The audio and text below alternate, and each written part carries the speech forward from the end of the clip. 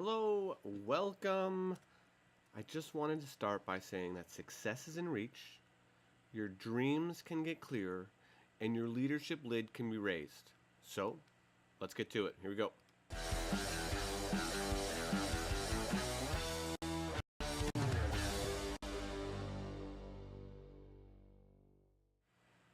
All right, welcome. We are hanging out in part two of our Getting Conversations Right series.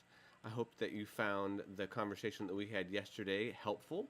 We're going to dive into that a little bit more today. So um, let's go.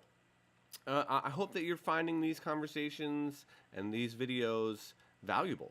I really hope that when you take a 5 or 10 minutes to check out this video, that something I'm saying is adding value to you, because that's one of the things that this is really all about, is adding value to you, man. And I really appreciate the positive feedback, the sharing of the videos. That's awesome. The text messages of encouragement, that's great.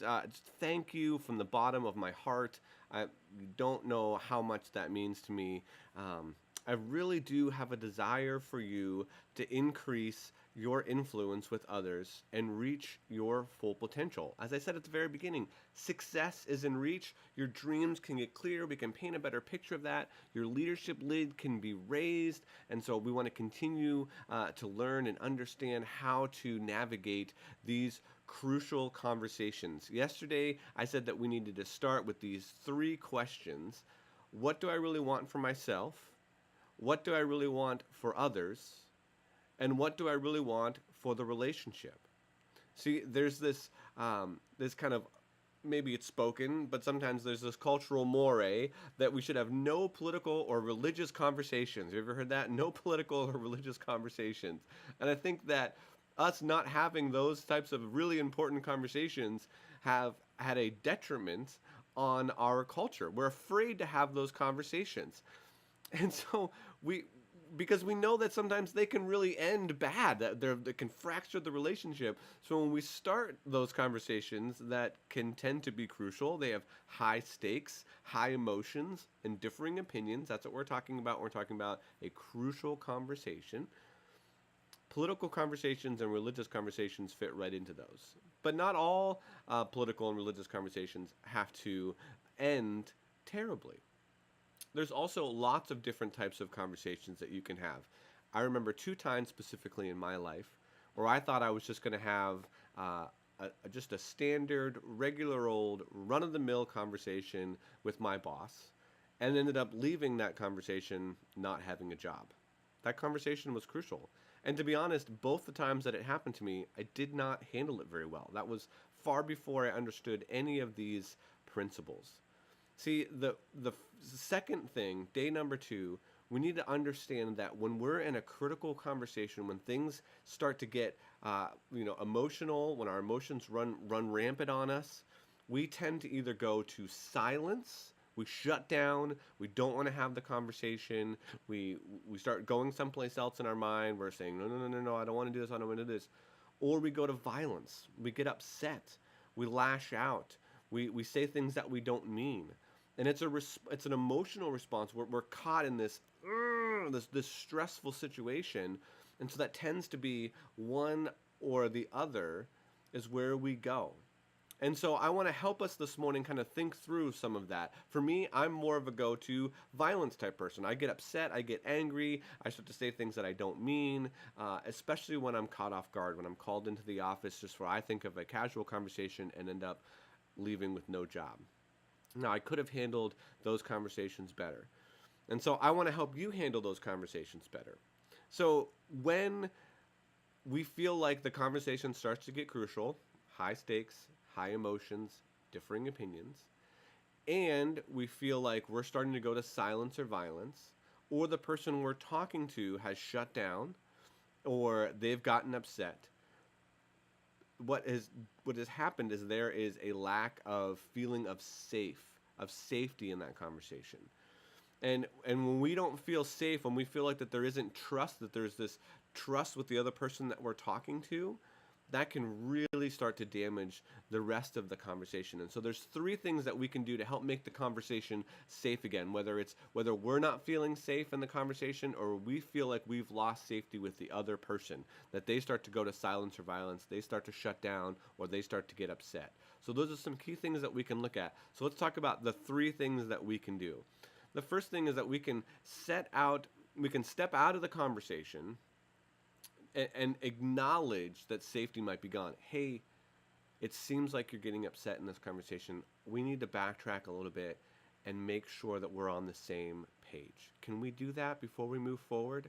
Something as simple as that can help regain safety in the conversation. It may be a tough subject you're talking about. It could be intimacy with a partner. It could be a raise or promotion. It could be losing your job.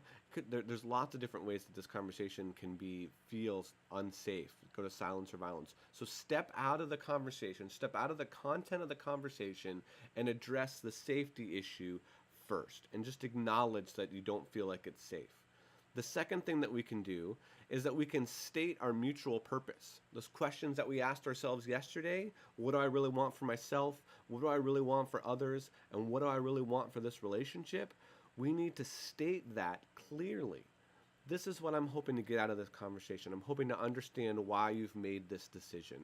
Or this is what I'm hoping to get out of our conversation here today. Or I'm searching after truth. I know particularly in political and religious conversations, which are a lot of the conversations that I have that end up being crucial, to state my path clearly. I'm looking for truth. Are you on a journey for truth too? Yes? Okay, well then now we need to talk about how we might be able to find that truth. I just had somebody tell me last night that they explicitly said, I don't trust that what you're telling me is actually true.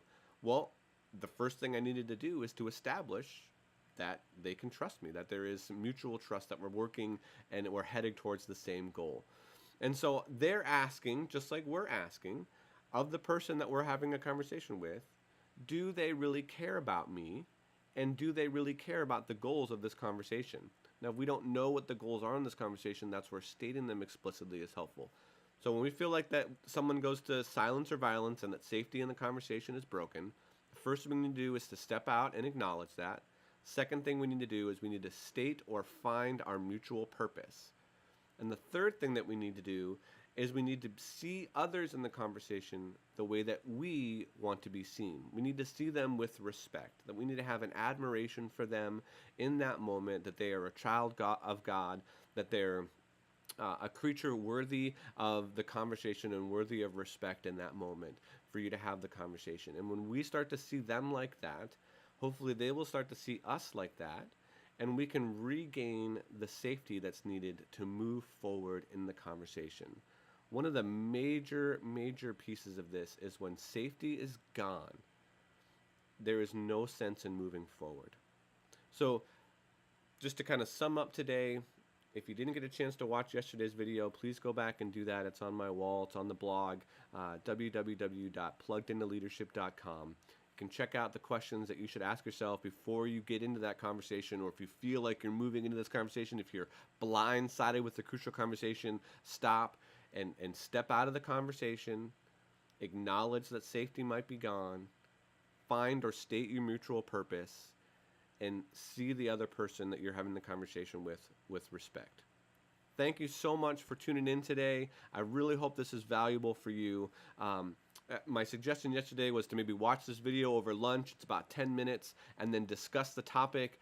Looking for 50 shares this week. 50 shares of videos from Plugged Into Leadership, Tea with Tim. So glad that you tuned in today. I will see you again tomorrow. I love each one of you. Thank you so much again for the encouragement. We'll be back tomorrow with part number 3 in Getting Conversations Right. Thanks.